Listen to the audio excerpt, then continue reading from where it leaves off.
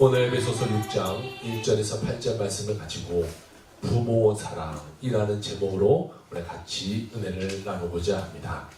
가정은 하나님이 만드신 최초의 공동체입니다. 이 가정들이 오늘날 다 깨어져 가고 있습니다. 경제적인 문제로 깨어져 가고, 도덕적인 문제로 깨어져 가고, 또 부부간의 다툼으로 인해서 가정들이 깨어져 가고 있어요. 이 가정들이 깨어져 갈 때 가장 큰 피해를 보는 것은 누구겠어요? 자녀들이죠. 그들은 아무 죄가 없는데, 부모들이 뭐 성격에 맞지 않는 애, 뭐 어쩌네 서로 싸우면서 자녀들에게는 마음속에 지울 수 없는 상처가 자리 잡게 돼요. 그것을 가지고 평생을 살아가야 되니 아이들의 마음은요 늘 좋지 못하게 되죠. 예수 믿는 가정은요 늘 하나님의 사랑 안에서 하나가 되어야 돼요. 늘 하나가 되도록 노력해야 돼요. 서로 용서하고 화해하고 서로 어려움을 이해하고 하나가 되어서 하나님께 영광 돌리는 그러한 가정으로 나아갈 수 있어야 되는 것입니다. 가정이 행복하면 사회가 행복해요. 사회적으로 더욱더 안정이 되죠. 가정이 늘 다 깨어져 봐요. 사회가 안정되지 않아요. 가정이 안정되면 교회가 부흥하게 되고 나라도 부강해져 가게 됩니다. 그래서 가정은 반드시 회복되어져 가야만 해요. 가정이 회복되려면 가정 안에 말씀과 기도와 예배가 살아나야 돼요. 다른 것으로 가정이 세워질 수가 없어요. 뭐 물질을 많고 아이들에게 좋은 것을 먹이고 뭐 좋은 것에 여행 다니고 그런다고 가정이 행복해질 것 같지요? 전혀 그렇지 않아요. 가정 가운데 말씀, 기도, 예배 이것이 흐트러지면요 가정은 흐트러지게 되는 것이고, 이것이 바르게 서 있으면 가정은 회복되어져 가게 되는 것입니다. 또한 우리는 하나님의 사랑으로 하나가 되어야 되는데, 하나님이 우리를 사랑해 주신 것을 늘 기억할 수 있어야 돼요. 하나님이 나에게 은혜 베풀어 줬던 것을 기억하면서 살아야 되고, 또 그 사랑에 감사하며 살아갈 때 우리 가정들이 온전해지게 되게 되는 것입니다. 하나님에 대한 사랑의 회복이 곧 가정의 회복을 불러오게 되고 부모 자식 간의 관계를 회복하게 되게 됩니다. 오늘 우리가 존재하게 된 것은 다 부모님이 계시기 때문에 우리가 다 존재해요. 부모님이 많이 배웠던 못 배웠던 많이 가졌던 적게 가졌던 그것이 중요한 것이 아니라 부모님이 계셨기 때문에 내가 계신 거예요. 사회적으로 좀 못났을지라도 못난 그 부모가 계시기 때문에 오늘 내가 존재하게 된다는 것이. 그래서 우리는요 부모님의 사랑에 감사할 줄 아는 자가 되어야 돼요. 그 부모에게 내가 무한한 감사를 드릴 수 있는 자가 되어야 돼요. 감사의 마음을 부모님께 물신양면으로 표현하는 자가 되어야 돼요. 나아가 우리에게 부모님으로 허락해 주신 그 하나님께 감사할 수 있어요. 그 부모로 계속 올라가면 하나님이 우리를 창조하신 것입니다. 하나님이 우리의 가정을 만들어 주셨어요. 아담이 혼자 있는 것을 안쓰러워해서 이 하와를 만들어서 가정을 만들어 주시게 된 거죠. 그 가정을 만들어 주신 하나님께 우리는 감사할 줄 알아야 돼요. 오늘 말씀을 통해서 우리는 그 하나님의 사랑을 같이 한번 되새겨보기를 바랍니다. 그 하나님의 그 은혜, 복된 가정을 이루기 위해서 원하는 그 하나님의 세 가지 영적인 교훈을 오늘 말씀을 통하여 같이 찾아보도록 합니다. 첫 번째로는 하나님의 사랑입니다. 하나님을 사랑하는 가정에 하나님이 은혜를 베풀어 주시는 거예요. 우리가 하나님을 사랑하고 하나님께 예배하고 하나님께 기도하고 하나님께 나아가는 그 가정 가운데 하나님 복 주시오. 세상으로 나아가고 물질적으로 나아가고 내 원하는 것에 나아가고 이런 삶 가운데 하나님 복 주시는 것이 아니다라는 것이. 오늘 본문 에베소서 1장 1절을 한번 봅시다. 자녀들아 주 안에서 너희 부모에게 순종하라. 이것이 옳으니라. 할렐루야. 아멘. 여기서 주 안에서 이렇게 표현하는 것은요 하나님의 은혜 가운데 하나님의 사랑 가운데 이렇게 바꿀 수 있어요. 그러니까 너희는 하나님의 은혜 가운데 부모에게 순종하라. 이것을 말하고 있는 거예요. 우리는 하나님의 사랑 때문에 사랑 가운데 부모에게 순종할 줄 아는 자가 되어야 돼요. 우리가 믿고 섬기는 하나님은요, 사랑의 하나님이세요. 그래서 요한일서 4장 16절은 이렇게 말씀하고 있어요. 하나님이 우리를 사랑하시는 사랑을 우리가 알고 믿었노니 하나님은 사랑이시라. 사랑 안에 거하는 자는 하나님 안에 거하고 하나님도 그 안에 거하시느니라 라고 말씀하고 있습니다. 하나님께서는 우리가 죄 가운데 있을 때 우리를 구원하시기 위해서 예수 그리스도를 이 땅 가운데 보내시고 십자가에 못 박혀 돌아가시게 하시고 그것을 믿는 자마다 구원받는 길을 우리에게 열어놓으셨어요. 그러니까 하나님은요, 우리가 죄짓고 문제되고 어렵게 될 것을 아시고 그것에서 피할 수 있는 방법까지도 미리 다 예비해 놓으셨던 하나님이라는 것이, 하나님의 사랑은요 무조건적인 사랑이에요.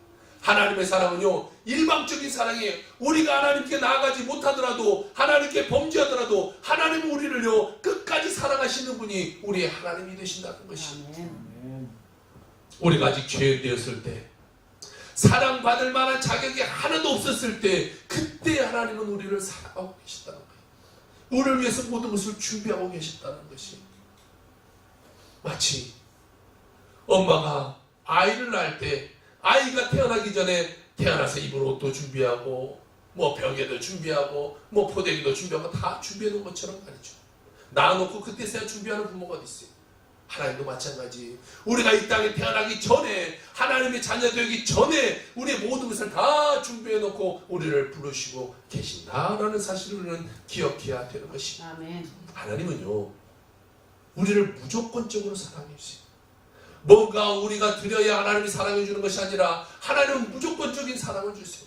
그래서 이 로마서 5장 8절에는 이렇게 말씀하고 있어요.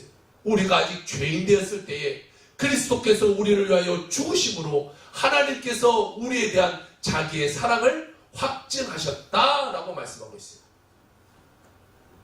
또한 요한일서 4장 10절에는 이렇게 말하고 있어요. 하나님은 여기 있으니 우리가 하나님을 사랑한 것이 아니요 하나님이 우리를 사랑하사 우리 죄로 속하기 위하여 화목제물로 그 아들을 보내셨다라고 말씀하고 있습니다. 하나님께서는 우리를 먼저 사랑해 주셨습니다.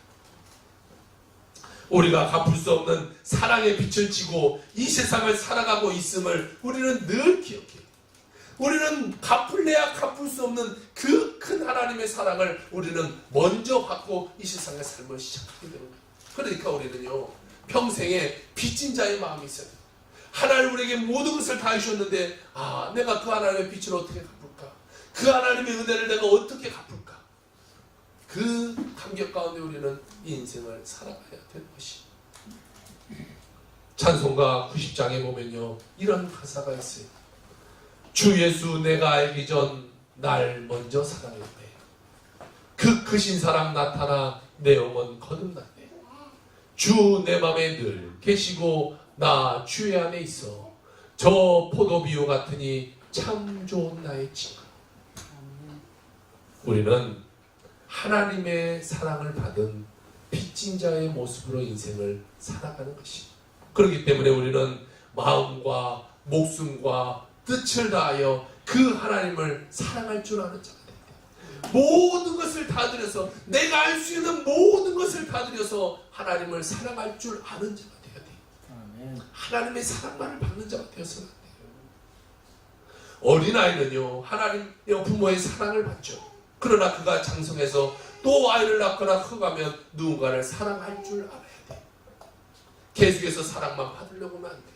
우리도 마찬가지예요. 우리가 죄인 되었을 때 하나님 우리를 사랑해 주셨어요. 우리가 새신자 때 하나님 옛날에 사랑해 주셨어요. 우리가 부족할 때 늘 사랑해 주셨어요. 그러면 우리가 이제 좀 장성했다면 우리가 세상 가운데 사랑을 베풀 줄 아는 자가 돼요. 하나님께 사랑을 드릴 줄 아는 자가 돼야 돼요. 자녀가 커서는 부모를 공경해야 돼요. 효도해야 돼요. 받은 것을 감사할 줄 아는 자가 돼야 돼요. 우리는 마음과 목숨과 뜻을 다해서 하나님을 사랑해야 되지, 마음과 목숨과 뜻을 다해서 세상을 사랑하는 자가 되어서는 안 돼요. 세상에는요 우리에게 만족을 주지 못해요. 세상은요 우리에게 기쁨을 가져다 주지 못해요. 세상은 늘 문제, 늘 어려움을 우리에게 가져다 주게 되는 것이죠.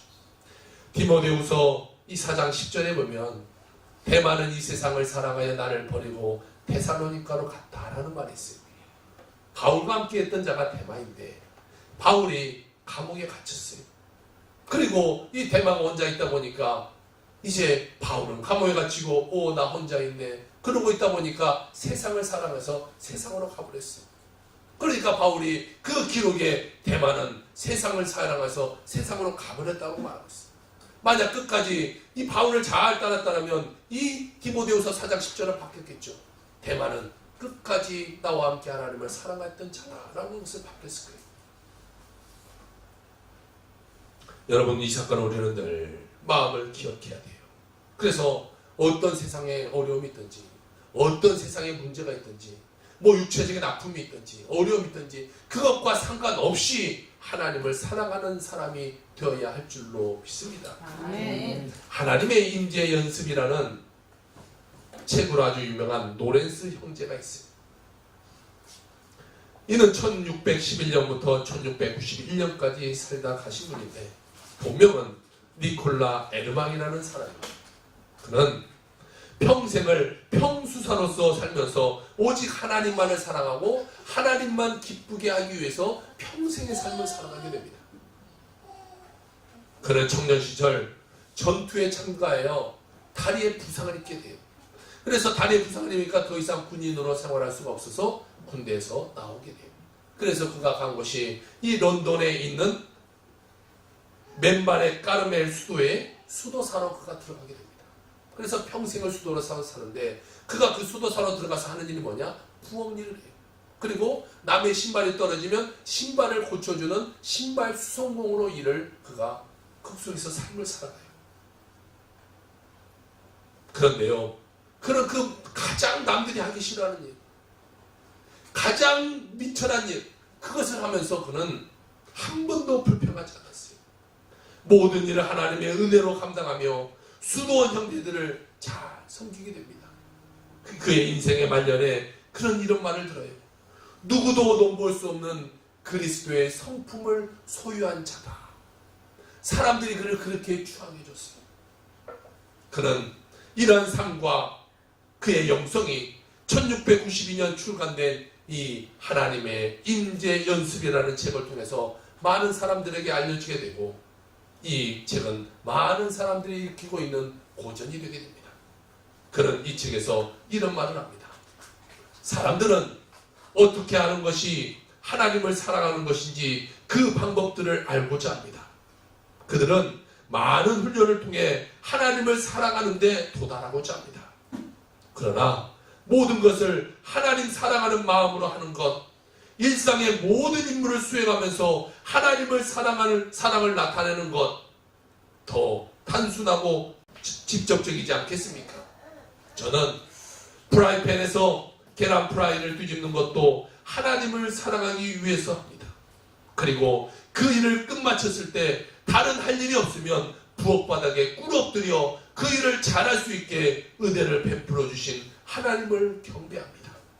하나님을 사랑하기 위해 할 수 있는 일은 그저 땅에서 지푸라기 한 가닥을 줍는 것 말고는 아무것도 없다 해도 나는 그것으로 충분합니다.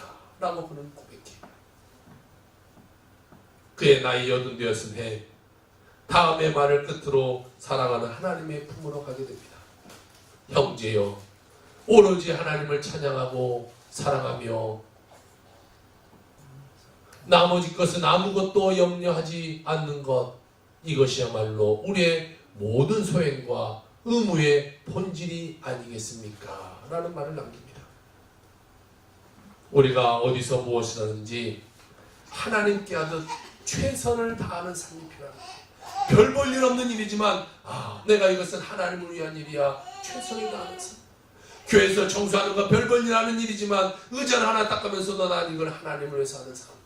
안내를 하면서 또 식사 봉사를 하면서 이것은 하나님께 하는 삶이다 라는 것을 생각하며 최선을 다하는 삶에게 하나님은 그 삶을 축복해 주시게 되게 되는 것입니다. 어디서 무엇을 하든지 우리는 우리에게 주신 그 하나님의 은혜의 자리에 있어야 돼요. 하나님이 있어야 된다고 말하는 그곳에 내가 있어야 되는 것이. 하나님 말씀하시는데 하나님 나는 그거 싫어요. 그 더러운 거 싫어요. 그 냄새 나는 거 싫어요. 내가 피하는 자가 되는 것이 아니라 하나님이 원하는 자리에 있는 여러분의 삶이 되기를 주의 이름으로 부탁을 드립니다. 아멘. 우리가 하나님의 말씀을 순종하며 하나님을 사랑하며 나아갈 때에 하나님의 은혜가 우리에게 임하게 되는 것입니다. 아멘. 하나님을 사랑하지 않고 하나님의 은혜가 바랄 수 없습니다. 하나님을 위해 헌신하지 않고 하나님의 은혜를 바랄 수가 없는 것입니다. 우리 모두는 마음을 다하여 하나님을 사랑하고 하나님의 사랑을 실천하며 살아가는 사람들이 되어야 할 것입니다. 아멘. 두 번째로는 부모의 사랑입니다. 주 안에서 부모에게 순종하고 부모를 공경하는 것, 이것이 우리에게 주어지는 첫 번째 계명이 돼요. 오늘 본문 에베소서 6장 1절 2절은 이렇게 말씀하고 있어요. 자녀들아 주 안에서 너희 부모에게 순종하라. 이것이 옳으니라.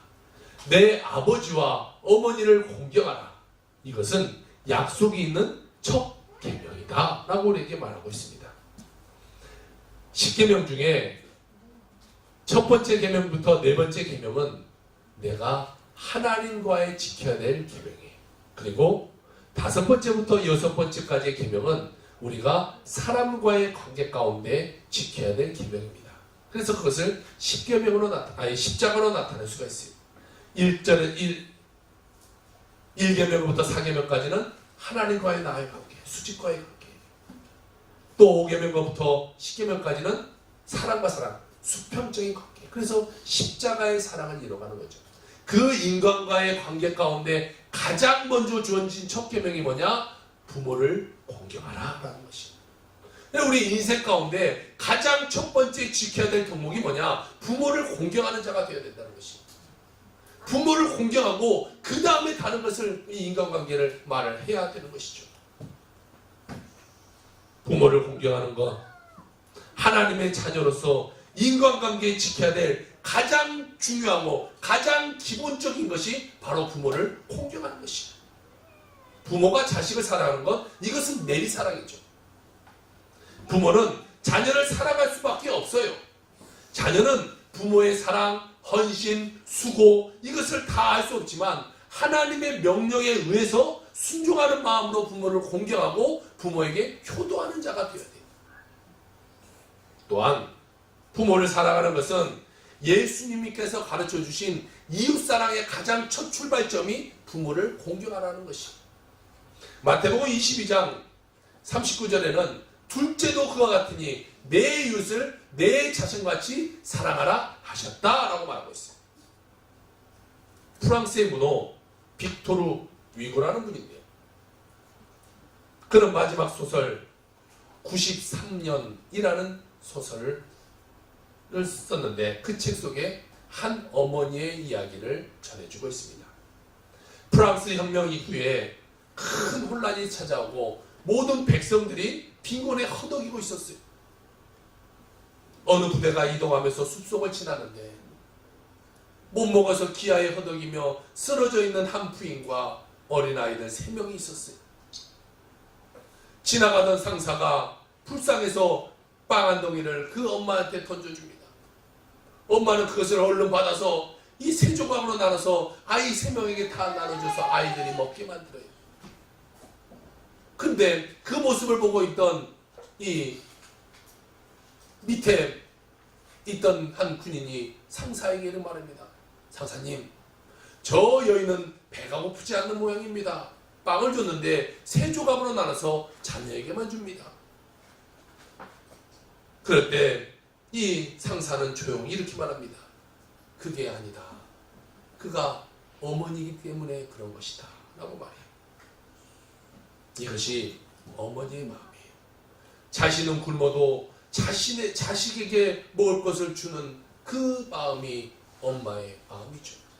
나는 못 먹고 나는 죽더라도 어떻게든지 내 자녀를 살리려고 하는 것이 부모의 마음이에요. 자신은 힘들어도 먼저 자녀에게 빵을 나눠주는 거예요. 나이 들면 모든 근육에 힘이 빠진다고 해요. 어디선가 봤던 재미난 그림. 사람의 근육의 모든 근육의 힘이 빠져요. 그리고 맨 마지막으로 남아있는 근육의 힘이 목의 근육이라고 해요. 그래서 나이가 들면 잔소리가 많대요. 그래서 목소리가 나이가 들면 점점 커진대요. 뭐 우스갯소리겠지만 우리 젊은이들은 부모님이 잔소리할 때, 부모님의 목소리가 커질 때 부모님이 그래도 아직도 건강하셔서 나에게 잔소리하고 나에게 큰 소리 치는구나 생각하고 부모에게 공경하고 효도할 줄 알아야 돼요. 그 부모가 그 목의 힘마저도 빠진다면 이제 죽을 날이 얼마 남지 않은 거죠.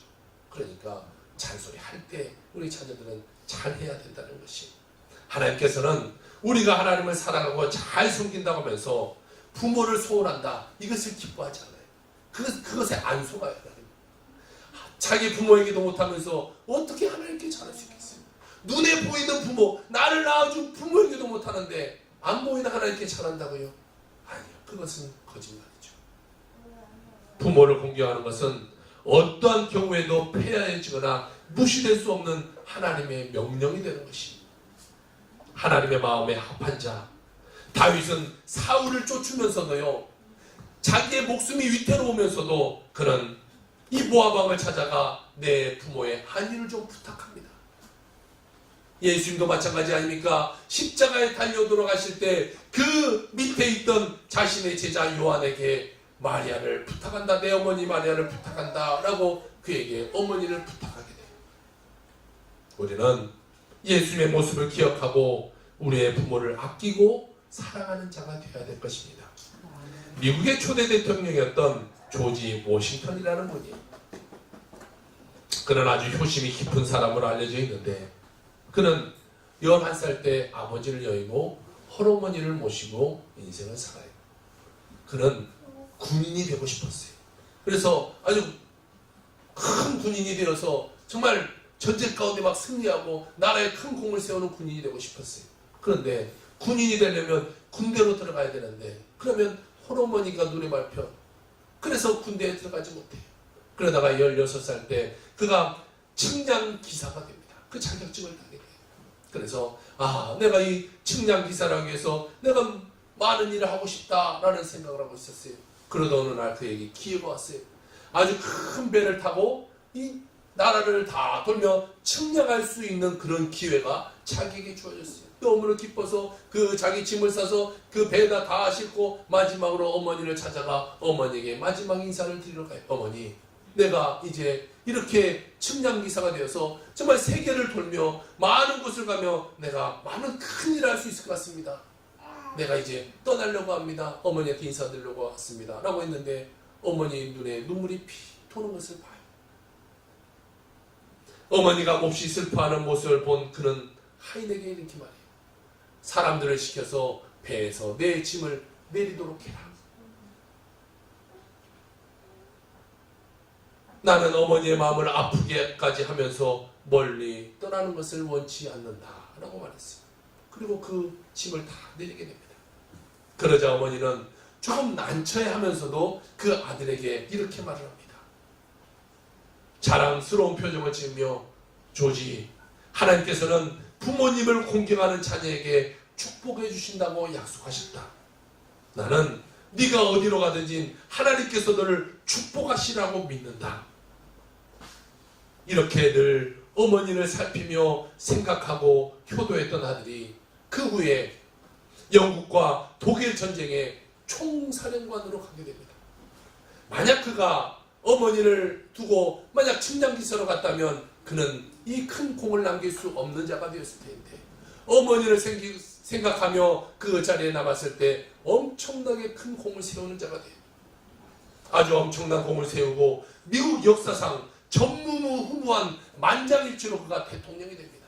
1대 대통령, 2대 대통령이 되고 2대 대통령이 끝나고 난 뒤에도 사람들이 우리나라의 다 모든 사람을 찾아도 당신과 같은 분이 없습니다. 당신이 계속해서 우리 대통령이 되어주세요 라고 말했어요. 그럴 때 이 조지 워싱턴은 이런 말을 합니다. 미국 민주주의를 위해서 내가 내려놓아야 할 것이다. 내 후에 대통령들에게 좋은 선례를 남기기 위해서 나는 이 모든 것을 내려놓는다 라고 말하고 대통령직을 내려놓게 됩니다. 에베소서 6장 3절은 이렇게 말하고 있어요. 이로써 내가 잘되고 땅에서 장수하리라. 아까 2절, 1, 2절을 기억하신가요? 부모에게 잘하라. 부모에게 공경하는 자. 그리고 3절이 이어지는 거예요. 그런 자가 장수하게 된다는 거예요. 잘 된다는 거예요. 부모에게 효도하는 자가 잘 되고 부모에게 효도하는 자가 강건하는 역사를 이 땅 가운데 누리며 인생을 살아갈 수 있게 되는 것이에요. 아멘. 어버이날을 맞이하여 저는 양가 부모님들이 다 시골에 계시니까 저는 찾아가지 못해요. 늘 새벽 예배를 하고 늘 예배가 있으니까 가지 못해요. 그래서 사모님이 대신해서 내려가셔서 양가 부모님들 다 만나고 꽃도 드리고 그렇게 왔다고 들었어요. 그러면 그럼 너는 뭐 했냐? 집에서 잤냐? 아니요. 저는 집에서 안 잤고 뭐 했냐면 작년에도 마찬가지로 작년에도 어버이날 때 마찬가지로 올해도 우리 교회들 중에 가장 힘든 어머니가 누굴까 찾아가서 그들을 찾아갔어요. 누가 가장 힘들까 생각하다가 병석에 누워 계시는 부모가 가장 힘들지 않을까. 그래서 올해도 또 병석에 누워 계시는 그 부모님들을 찾아갔어요. 그래 가서 그들을 위해서 기도해주고 그들을 같이 예배하고 그들도 같이 호실에 있는 사람들 다 안수기도 해주고 몇 분을 찾아가서 그렇게 하고 돌아왔어요. 아멘. 꽃을 사서 가져갈 수 있다면 사서 갖고 가고 싶었는데 병원에는 꽃이 반입이 안 되기 때문에 갖고 가지 못하고 마음만으로 갖고 와서 그들에게 간절히 예배하고 왔어요. 교인들의 부모가 목사의 부모가 아닐까라는 생각이 들어요. 가장 힘들고 어려운 그 부모를 같이 찾아가 예배하고 오는 것, 이것이 목사의 삶이 아닐까 모르겠어요. 저희 부모님과 저희 장모님 장인어른들에게는 나쁜 아들, 나쁜 사위가 될지 모르겠지만 이 목사로서의 삶을 제대로 살기 위해서는 정말 교인들을 생각하는 것이 아닐까 생각이 되어져요. 믿음의 사람들은요, 부모에게 잘해야 돼요. 부모에게 잘해야 돼요. 세상 사람들의 본이 될 정도로 잘해야 돼요. 그래야 많은 사람들이 예수 믿는 사람 뭔가 다르구나. 예수 믿는 가정은 뭔가 다르구나. 예수 믿는 가정은 틀리구나라는 것을 보여줄 수 있게 되는 것이죠. 우리는 절대로 부모의 마음을 아프게 해서는 안 돼요. 어렵고 힘든 시기가 지날 때 부모의 공경을 잊지 않는 그 가정에 하나님의 축복이 임하게 되는 것이에요. 우리 모두는 부모의 사랑에 감격하며 부모의 뜻을 따르고 부모를 존중하며 부모에게 순종하는 자가 다 되기를 주의 이름으로 부탁을 드립니다. 마지막 세 번째로는요, 자녀의 사랑입니다. 예배소서 6장 4절에 이렇게 말하고 있어요. 또 아비들아 너희 자녀를 노엽게 하지 말고 오직 주의 교훈과 훈계함으로 양육하라 라고 말하고 있습니다. 우리는 자녀를 어떻게 키워야 되냐? 주의 교훈과 훈계, 다시 말해 하나님 안에서 자녀를 키울 수 있는 자가 되어야 되는 것입니다. 하나님 안에서의 자녀를 키워야 됩니다. 세상적으로 가는 것이 아니라 하나님 안에서 하나님의 말씀 가운데 하나님의 뜻 가운데 그 자녀를 키울 수 있는 자가 되어야 되는 것입니다. 우리 교회는요, 그래도 이 어린아이들이 적은 교회에 비해서는 많아요. 18명의 아이들이 있어요. 아까 지나가 보니까 한 아이가 또 전도연 것 같아요. 19명이 되는 것 같아요. 아이들이 점점 많아요. 교회 안에서 아이들이 자라난다. 이것은 교회 미래가 있는 거죠.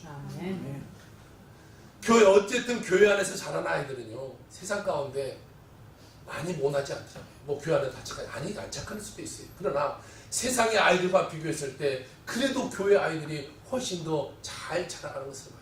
아무래도 주의 말씀을 듣고 그 주의 말씀 가운데 그들을 가르치고 그들이 배우고 그들이 그렇게 살려고 노력하다 보니까 조금이나마 세상 사람보다는 더 나은 삶을 살지 않을까 생각이 들어요. 우리는 자녀를 키우는데 이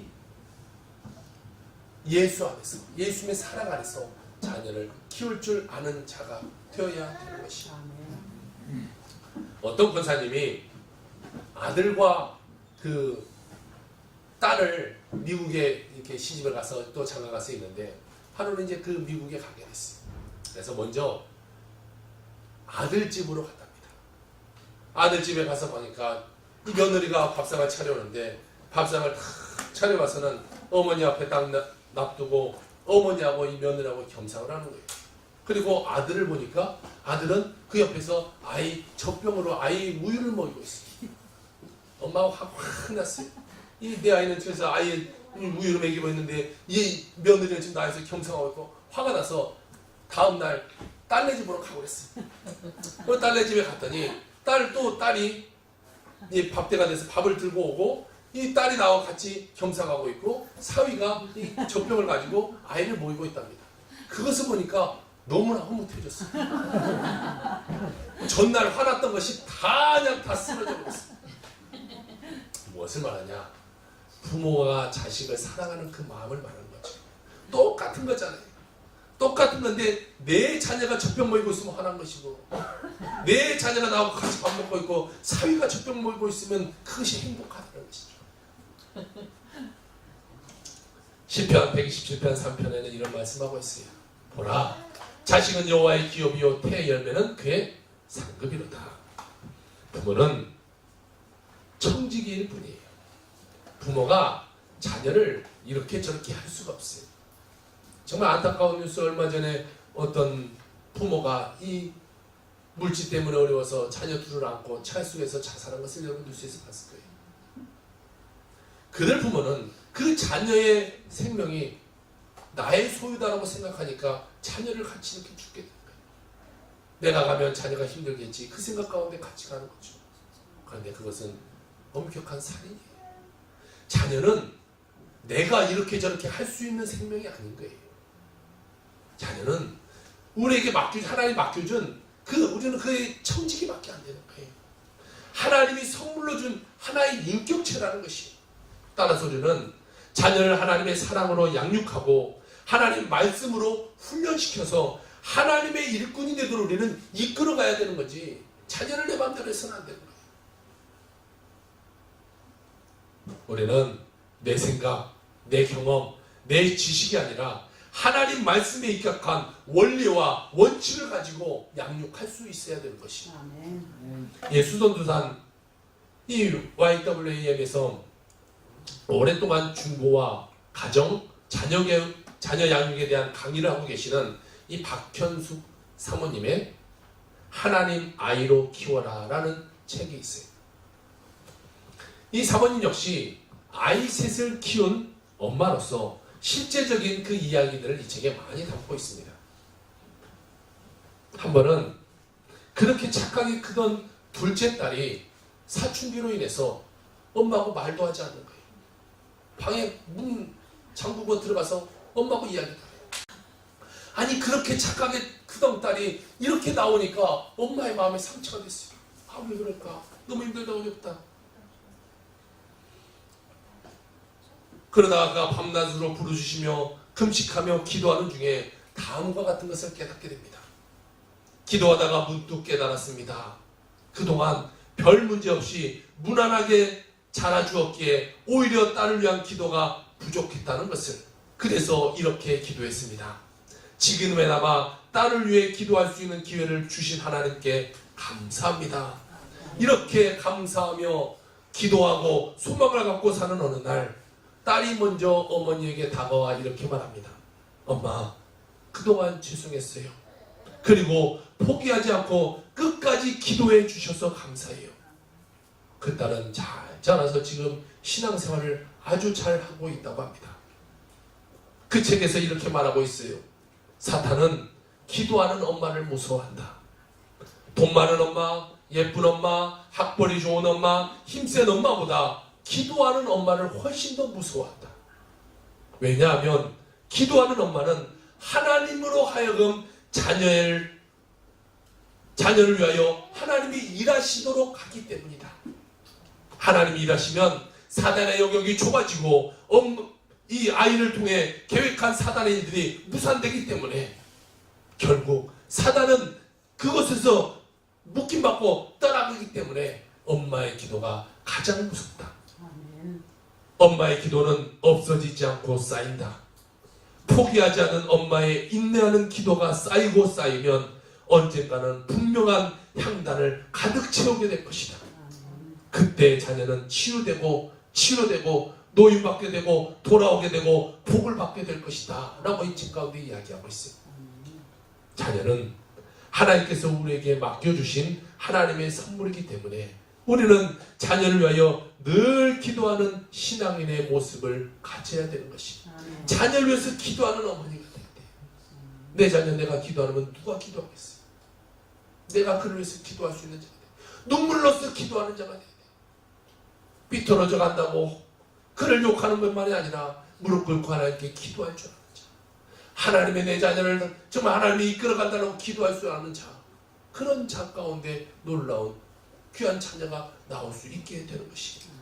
여러분, 우리는 자녀를 신앙으로 잘 양육해서 정말 하나님의 귀한 믿음의 일꾼들이 되도록 만들어야 되는 것입니다. 일생을 살아가는 동안 무엇보다도 하나님을 사랑하고 이 땅에서는 부모에게 효도하고 자녀들을 신앙으로 양육하는 우리의 모든 삶이 되어야 될 것입니다. 사랑하는 성도 여러분, 여러분의 삶 가운데 하나님 사랑, 부모 사랑, 자녀 사랑 가운데 여러분의 가정들이 다 회복되길 바랍니다. 가정들의 사랑이 넘치고 가정들의 행복이 넘쳐서 우리 교인들의 모든 가정들은 늘 주님 안에 기쁨하게 살아가는 귀한 가정들 다 되시기를 주의 이름으로 축원합니다.